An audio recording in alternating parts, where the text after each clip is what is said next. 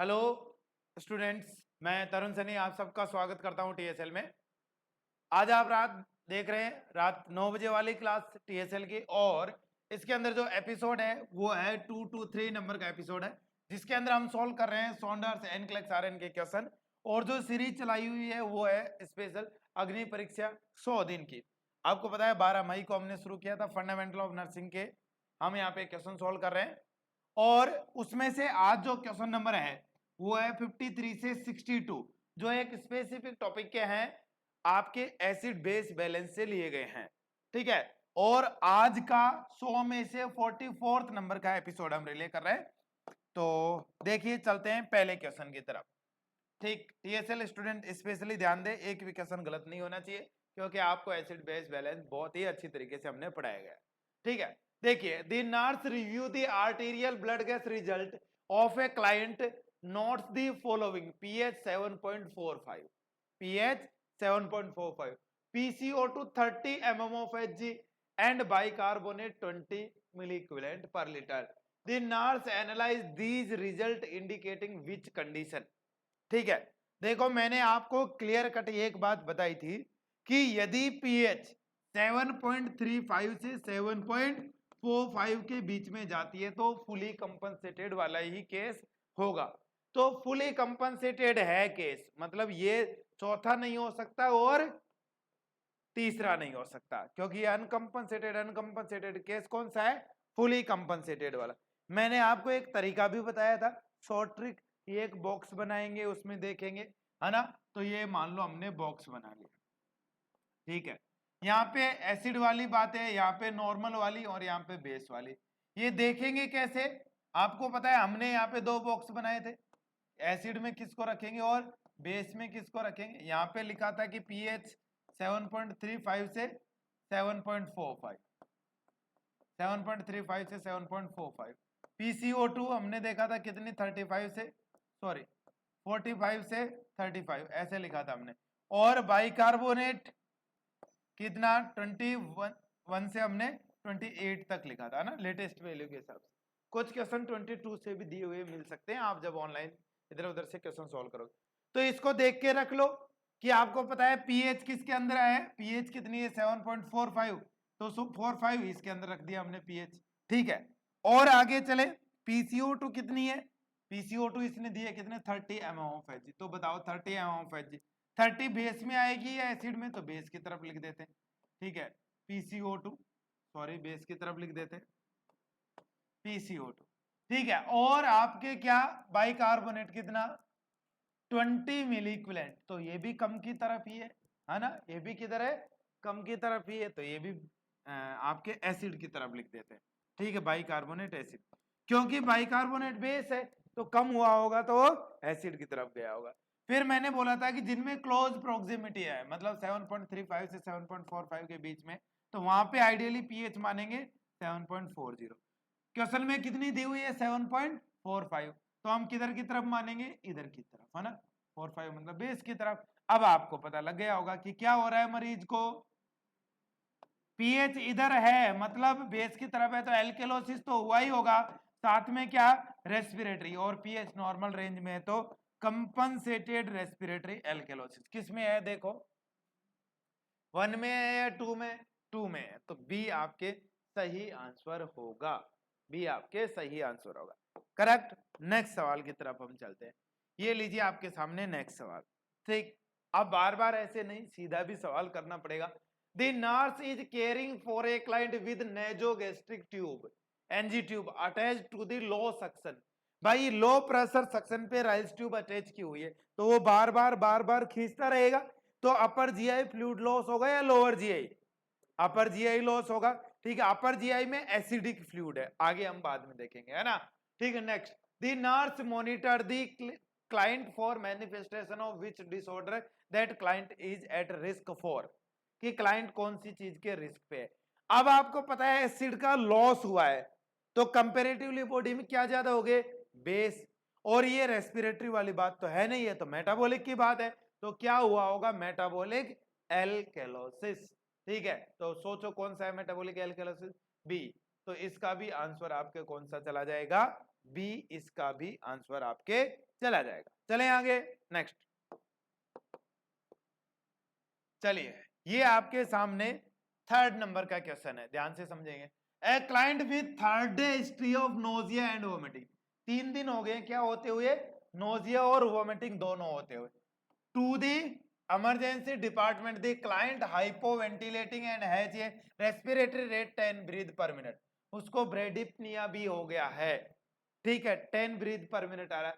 the ECG monitor display the tachycardia heart rate 120 beat per minute, arterial blood gas are drawn and nurse review the result expecting to note which finding, बताओ क्या finding nurse expect करेगी। पहले तो ये सोचो मरीज को हुआ क्या होगा, उसके हिसाब से फाइंडिंग देखेंगे।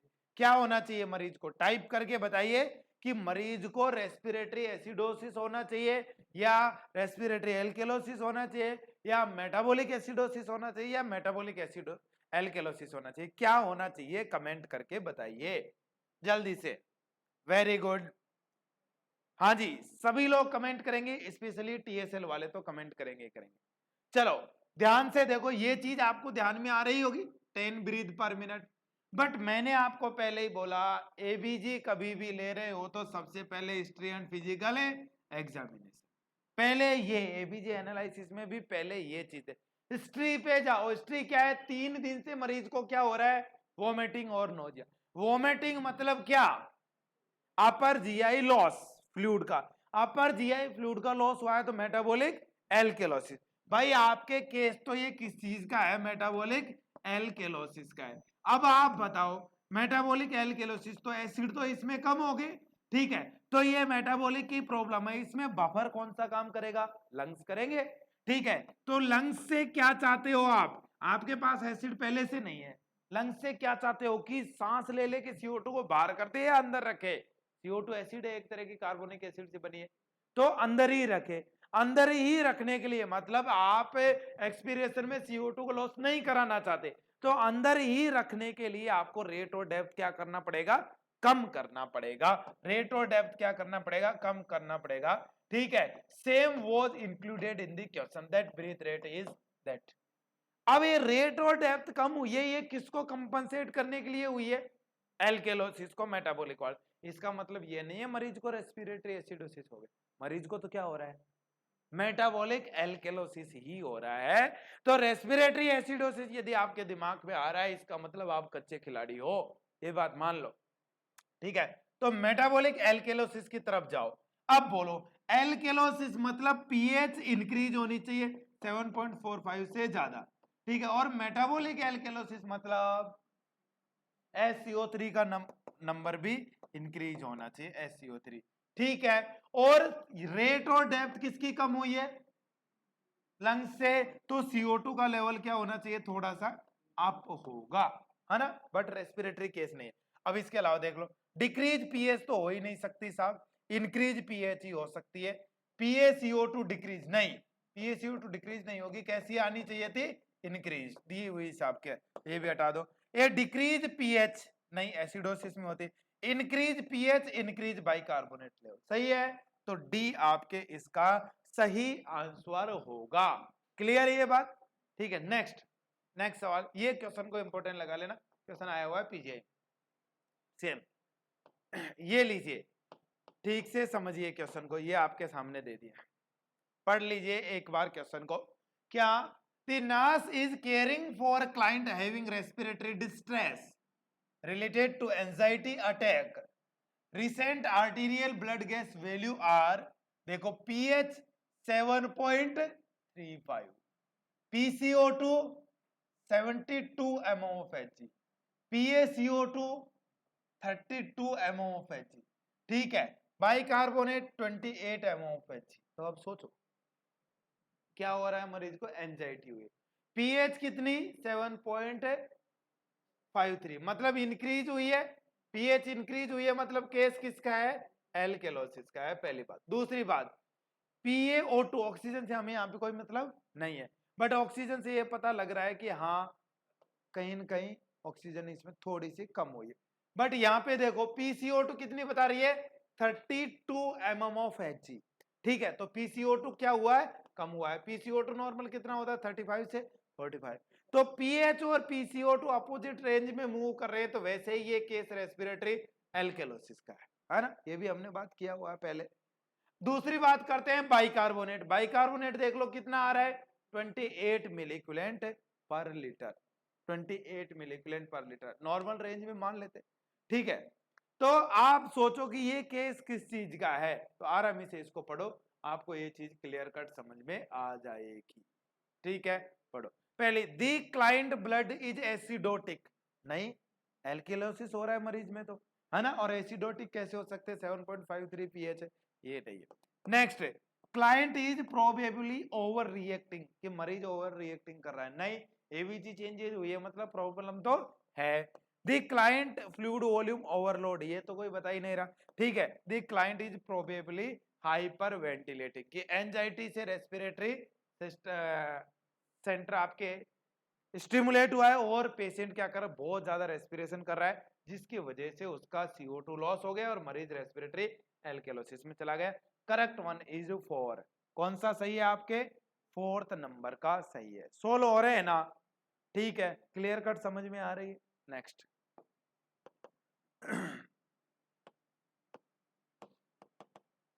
ये आ जाओ इस क्वेश्चन के ऊपर, क्या है, the nurse is caring for a client with diabetic ketoacidosis and comment that the client is experiencing Kussmaul's respiration.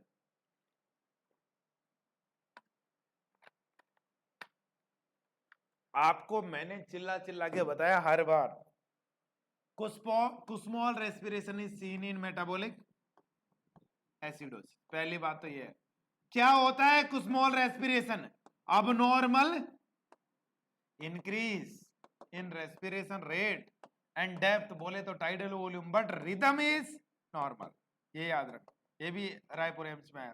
Rhythm कैसी रहेगी इसकी, नॉर्मल ही रहेगी, सही है इतनी बात। नेक्स्ट, अब सोचो इसमें Kussmaul respiration, which pattern did the nurse observe, बताइए which pattern did the nurse observe, क्या होना चाहिए, क्या हो रहा है, कुस्मोल्स रेस्पिरेशन हो रहा है।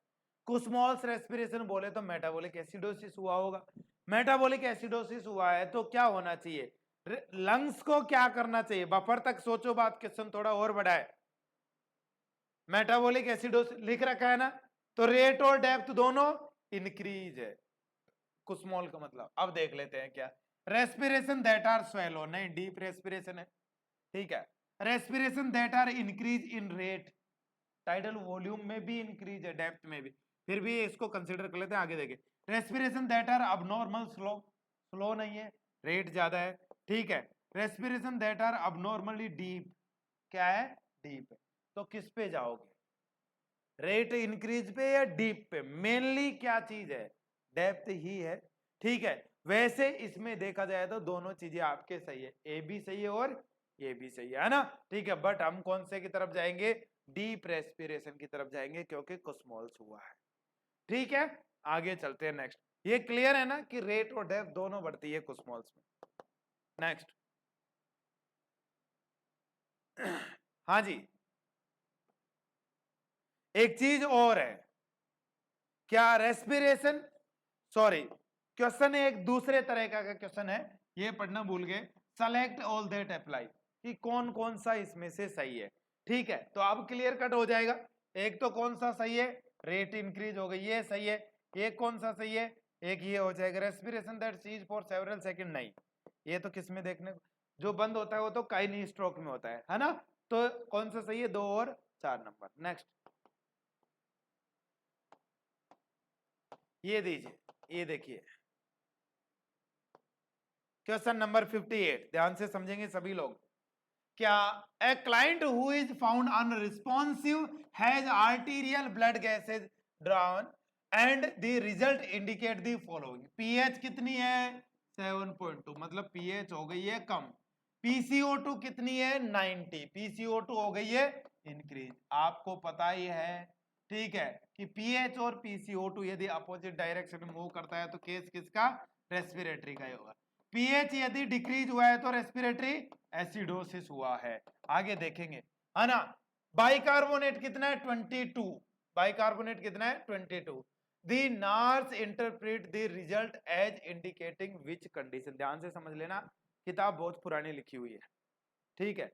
अभी रिसेंटली जो काउंट कर रहे हैं हम वो 21 से 28 काउंट कर रहे हैं, ठीक है। और यहाँ पे कितना दिया हुआ है 22 दिया हुआ है। तो मान लो कि 22 से भी काउंट करे ना तो भी नॉर्मल की तरफ ही जा रहा है, और 21 से काउंट करे तो भी नॉर्मल की तरफ ही जा रहा है।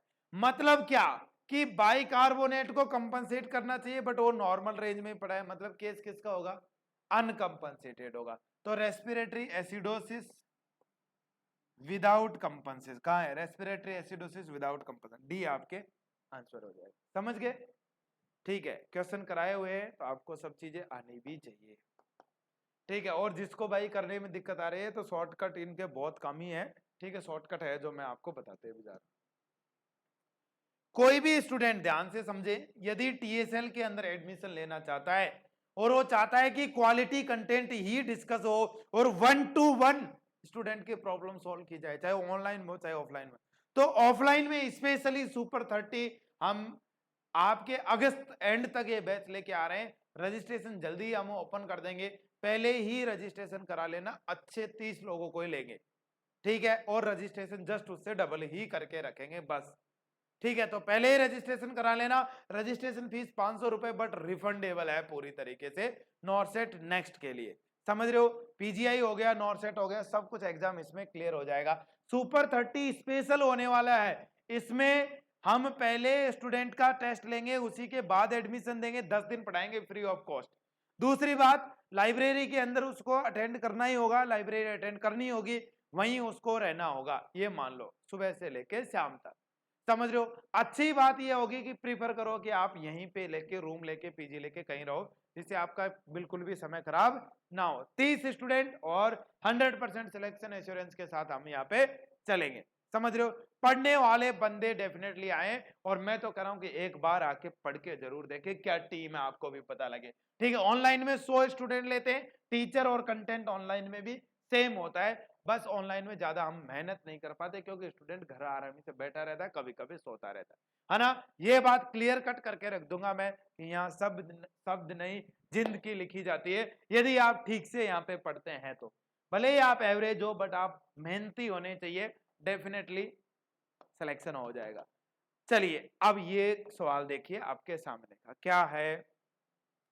The nurse note that the client arterial blood gas result रिवेल pH 7.50, मतलब क्या हो रहा है, pH इंक्रीज या डिक्रीज, इंक्रीज हुई है pH।